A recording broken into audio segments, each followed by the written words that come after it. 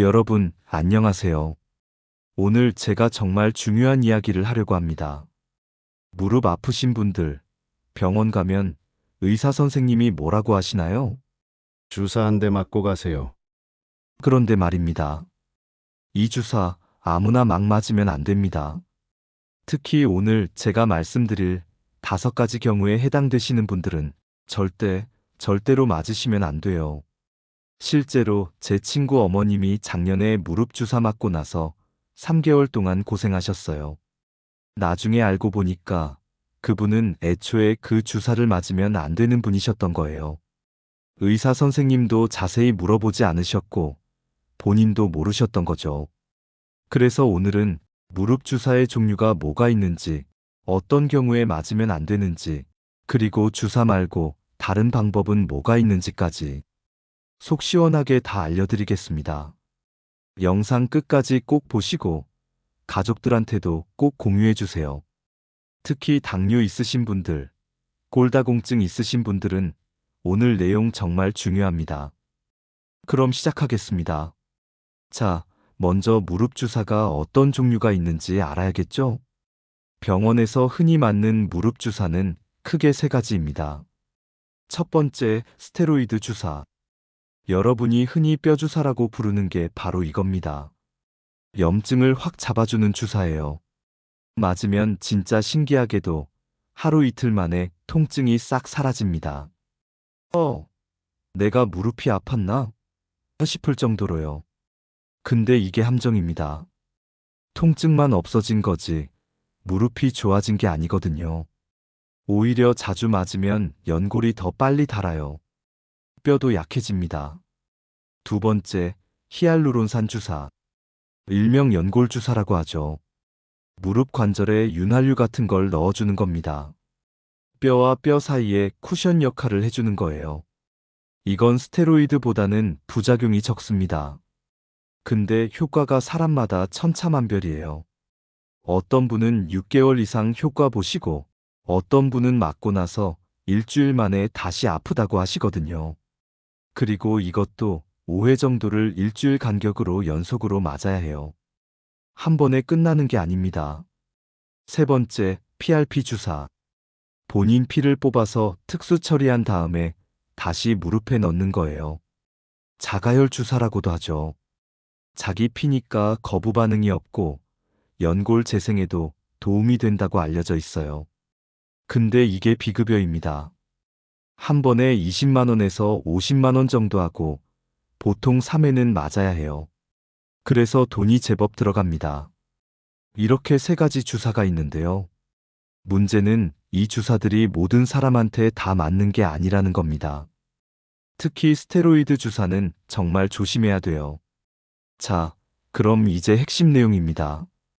무릎 주사, 이런 분들은 절대 맞으면 안 됩니다. 총 5가지 경우인데요.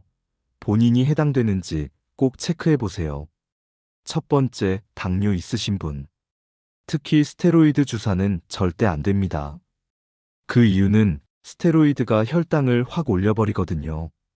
당뇨 약 먹고 열심히 관리해서 혈당 130 유지하시던 분이 주사 한 대 맞고 나서 200, 300 훌쩍 넘어가는 경우 많아요.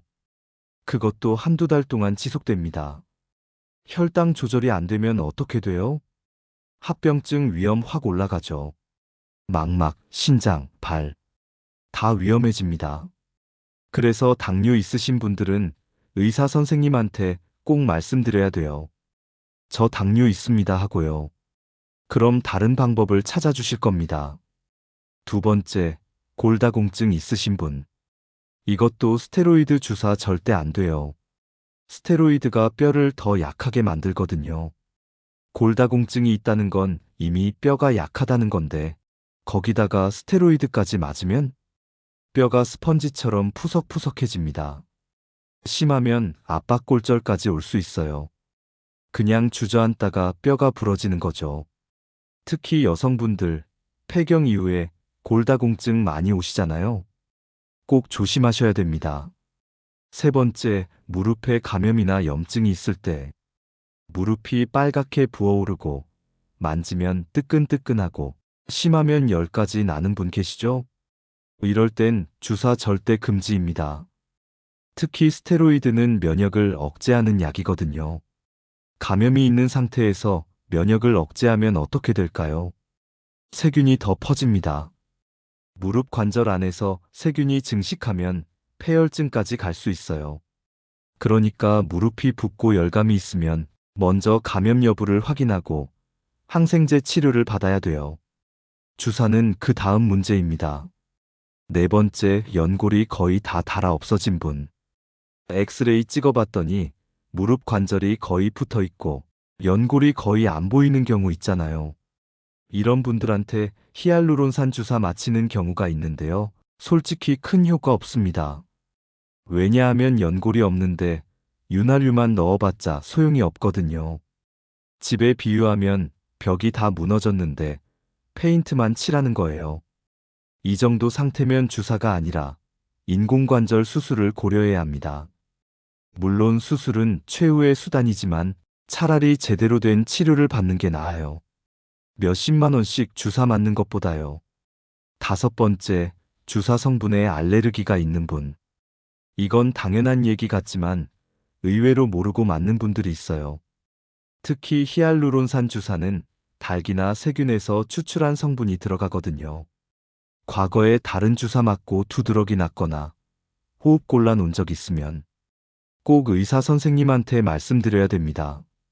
심하면 아나필락시스 쇼크라고 해서 생명이 위험할 수도 있어요. 정리해 드릴게요. 무릎 주사 맞으면 안 되는 5가지. 1. 당뇨병 환자 특히 스테로이드 주사. 2. 골다공증 환자 스테로이드 주사. 3. 감염이나 염증이 있을 때. 4. 연골이 거의 다 닳은 경우 히알루론산 효과 없음. 5. 주사 알레르기가 있는 분. 해당되시는 분들은 의사 선생님한테 꼭 말씀드리세요. 저 이런 병 있는데 주사 맞아도 될까요? 하고요. 자, 그럼 실제로 어떤 일이 일어나는지 사례를 하나 말씀드릴게요. 제 지인 어머님 이야기입니다. 70세 되신 분인데 당뇨를 20년 넘게 앓고 계셨어요. 어느 날 무릎이 너무 아프셔서 동네 정형외과에 가셨대요. 의사 선생님이 엑스레이 찍어 보시더니 어머님, 연골이 좀 닳았네요. 주사 한 대 맞고 가세요. 그래서 주사를 맞으셨어요. 스테로이드 주사였습니다. 맞고 나서 이틀 정도는 정말 좋았대요. 무릎 통증이 싹 사라지니까 아, 이게 명약이구나 싶으셨던 거죠. 근데 일주일 후부터 문제가 생겼습니다. 평소에 공복 혈당 130 정도 나오시던 분이 갑자기 250, 280까지 올라간 거예요. 당뇨약을 아무리 먹어도 안 떨어지는 거예요. 결국 내과에 다시 가셨더니 어머님, 최근에 주사 같은 거 맞으셨어요? 그제야 알게 된 거죠. 스테로이드 주사가 혈당을 올렸다는 걸요. 그 후로 3개월 동안 혈당 조절이 안 돼서 고생하셨고 당뇨약도 용량을 늘려야 했어요. 게다가 무릎 통증도 한 달 후에 다시 돌아왔습니다. 결국 일시적인 효과만 본 거죠. 이런 경우가 정말 많습니다. 특히 60대, 70대 분들은 당뇨나 고혈압, 골다공증이 있는 경우가 많은데 병원 갈 때 잘 안 말씀하세요. 의사가 알아서 하겠지 하고 생각하시는데 의사 선생님도 사람이라 다 모릅니다. 본인이 직접 말씀드려야 돼요. 자, 그럼 주사를 못 맞는 사람은 어떻게 해야 될까요? 무릎 아픈 건 똑같잖아요. 걱정 마세요. 방법이 있습니다. 첫 번째, 체중 감량. 이게 진짜 가장 중요합니다. 무릎은 우리 몸무게의 3, 4배 압력을 받아요. 그러니까 체중 5kg만 빠져도 무릎이 받는 압력은 15에서 20kg 줄어드는 거예요. 실제로 체중 10% 감량하면 무릎 통증이 50% 이상 줄어든다는 연구 결과도 있습니다. 물론 쉽지 않죠.